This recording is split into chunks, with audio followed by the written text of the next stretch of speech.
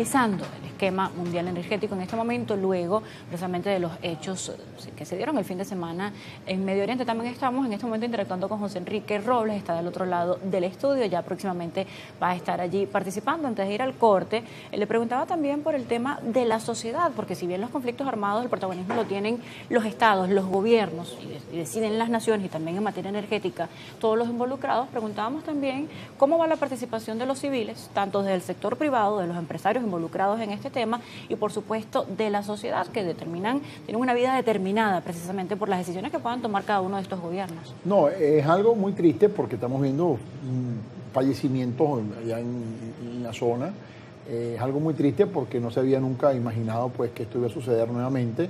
Y yo pensé que después de la guerra de Irak esto se había acabado y lamentablemente pues no se ha acabado. Volvemos otra vez al mismo patrón. Y es lo que nosotros dijimos el año pasado cuando fuimos a la toma del presidente, lo dijimos, ¿no? Hay que ver a Venezuela como lo que es y no como lo que le dicen que es, ¿no? Y toda esta política de bloqueo generó estos monstruos. Mira, hay varios monstruos que han generado, los BRICS, los sistemas de pago alternativos, que no solamente el dólar. Aparte de eso, el mercado perverso que nació en Venezuela paralelo por los bloqueos, que vimos incluso funcionarios del gobierno detenidos, toda la pérdida de dinero que ha sucedido, el deterioro de la industria petrolera, y ahora, en este momento tan grave, la única que te puede salvar la castaña es Venezuela. Entonces yo siento que es un momento estratégico para el mundo, pero sobre todo para Venezuela, que debe tomar decisiones muy importante. Yo siempre hago esta comparación como aquella persona que tiene un restaurante humilde en la salida de un sitio y de la noche a la mañana llegan 1000 comensales y no estaba preparado. Bueno, eso nos puede pasar a nosotros. Nosotros tenemos que en este momento tomar las medidas más importantes, obviar yo he escuchado mucha cháchara política de último nivel y concentrarnos en lo más importante de este nivel, que es apoyar lo que hay que apoyar y remar todo el barco para llegar a la feliz producción petrolera. Ya vamos a entrar en detalle con respecto a cuáles son las garantías con respecto a la administración de los recursos de generación petrolera en Venezuela, para no repetir la historia con respecto a esquemas de corrupción que precisamente terminaron afectando cómo llegaba ese ingreso hasta el venezolano común. Pero hablando de esta situación, usted en diferentes oportunidades lo mencionó acá en Primera Página, ese ojo que tenía que haber con respecto a Irán. También se hablaba de las posibles consecuencias si se cerraba este paso de crudo por el estrecho de Hormuz, y pasó de ser una visualización, un posible panorama, a ser una realidad. José Enrique también tiene algunas preguntas con respecto a este tema y el importante estrecho de Hormuz, porque termina teniendo una incidencia, por supuesto, en todo el mercado global. José Enrique, ya estás dispuesto del otro lado del estudio precisamente para conocer las implicaciones de esta ubicación geográfica que tiene una incidencia importantísima en la pauta energética mundial. Sí, justamente quería consultarle que la OPEP Plus ayer lanzó un comunicado conjunto que elevaba de cierta manera la producción planteada para el mes de abril ante esta situación de inestabilidad, del aumento de los precios en los mercados asiáticos. Y bueno, cómo puede perfilarse este escenario, también entendiendo que Irán está atacando a países del Golfo, países petroleros. Incluso hace rato, reseña El Mundo de España, se reportó un ataque a una refinería en Arabia Saudita, un aliado también digamos, del OPEP, pero también rival a la vez de Irán, porque tiene una diferencia allí de religión. Irán y chiita, líder de los musulmanes de esa minoría, y Arabia Saudita, líder de los musulmanes sunitas, la mayoría de los islámicos en el mundo. Entonces, ¿cómo puede apuntalar, digamos, ese escenario, además en plena intervención estadounidense e israelí?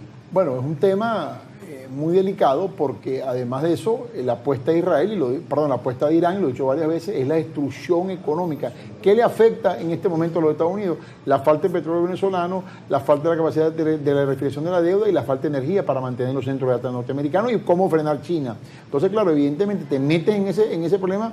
¿Y qué instrumento tienen los iraníes? Iraníes tienen muy poco, tienen su capacidad militar, pero generar una crisis económica parando 19 millones de barriles y atacando la refinería, donde puede haber pues intereses económicos energéticos mundiales y generando un caos mundial. Yo siento que los iraníes en su estrategia de guerra, más que un tema bélico, es un tema económico que puede ser determinante, porque los norteamericanos en los próximos días pueden ver gasolina sobre los 5 o 6 dólares el galón, y eso es mortal para el mercado norteamericano. Pero aparte de eso, ve 5 o 6 dólares el mercado del galón con una Citgo que te daba diésel en minusvalía. O sea, has acumulado en un solo gobierno, en 2 años, en 2 veces al gobierno de Trump, 2 crisis energéticas innecesarias producto del desconocimiento. Entrar en este momento en ese conflicto con Irán sin haber garantizado bien los aspectos fundamentales en los colaterales, pues va a traer consecuencias económicas funestas. Y ojo, cuidado con las compañías de inteligencia artificial en los próximos días. Cuidado con eso, porque todo ese globo que se infló el año pasado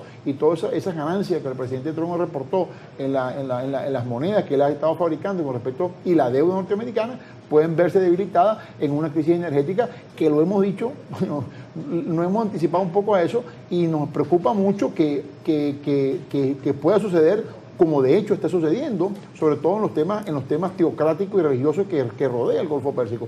Ahora, nosotros los venezolanos y los privados venezolanos tenemos que entender que en esta nueva PDVSA, en esta nueva relación simbiótica que se llama gobierno-empresa privada, tenemos que cuidar muy bien las decisiones que vamos a tomar y muy bien los pasos que vamos a seguir para conseguir estabilidad interna, crecimiento interno y paz mundial energética en los próximos días.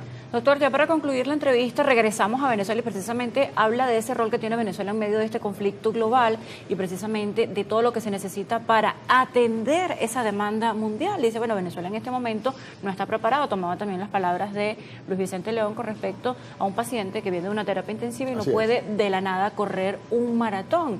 Pero entonces, ¿dónde estarían las garantías? El primer paso ha sido la reforma de la ley de hidrocarburos, ahora tomar en cuenta el sector privado en cuanto a participación, a forma de inversión, a toma de decisiones y por supuesto a lo que sea cualquier discrepancia o litigio jurídico que pueda existir en medio de esta negociación. ¿Dónde más se ubican las garantías para que Venezuela efectivamente pueda ser ese paciente que se recupera de forma apropiada a ese cronograma de lo que estamos viendo en estas expectativas? Es necesario, y el viernes lo hablamos, el levantamiento final de las sanciones. O sea, no es posible que tú hayas levantado las sanciones por un lado, emites la arquitectura de licencia por otro y la banca todavía no te libera. O sea, tú tienes que entrar con todo, o sea, y estructuralmente en todo, ¿verdad? Tú tienes que también darle oxígeno a los empresarios que tienes aquí en Venezuela asfixiados con más de 3 años que no les paga. Tú tienes que darle oxígeno al empleado, tienes que darle oxígeno a todo aquel que de alguna manera se está rehabilitando conjuntamente con la industria petrolera y no solamente darle oxígeno a un grupo, sino tienes que rehabilitar a todo el equipo. Eso como petición, pero ¿cuál es la probabilidad de que eso suceda? Porque ha habido un levantamiento progresivo y a la medida exacta, es como un traje a la medida del negocio que se va haciendo. ¿Cuáles son las posibilidades de que esto realmente desaparezca, este tipo de sanciones? Bueno, si no lo hacen, el petróleo la gasolina le puede llegar al ciudadano norteamericano a 5 o 6 dólares en los próximos días y yo creo que la presión va a ser interesante, sobre todo en un año electoral. O sea, y hoy le estamos notificando eso justamente a la Oficina de Negocios en Venezuela, a la embajadora Laura Doyle, se lo estamos diciendo, los que estamos en la operación en Texas, ¿no? Aquí decimos, cuidado, porque esto puede convertirse en una espiral incontrolable si no se controla, valga la palabra, rápidamente, como dijo el presidente Trump. Así que yo creo que no es solamente controlar la inversión, no es solamente llevarse el petróleo, no es solamente decir que hay $2.000 millones de dólares, que hasta ahora no lo terminamos de ver, es cómo ese oxígeno va a llegar al empresario local, al privado, al que ha vivido estos 3 o 4 años de bloqueo salvaje desde el punto de vista económico, al que no cobra, al que está asfixiado. ¿Cómo tú lo vas a rehabilitar para que te ayude a producir petróleo que va a ser la aspirina que tú necesitas allá para poder vivir en los próximos años? Mira, es una relación simbiótica. Yo siento que la presidenta lo ha entendido muy bien, los empresarios lo hemos entendido muy bien, PDVSA lo está entendiendo muy bien. Basta que el factor político también lo entienda y empujemos toda esa carreta en pro de Venezuela y del crecimiento petrolero. Gracias por estar con nosotros en Primera Página, doctor Alejandro Terán, director de la Asociación Latinoamericana de Empresarios del Petróleo en Texas, Estados Unidos, pero también con operaciones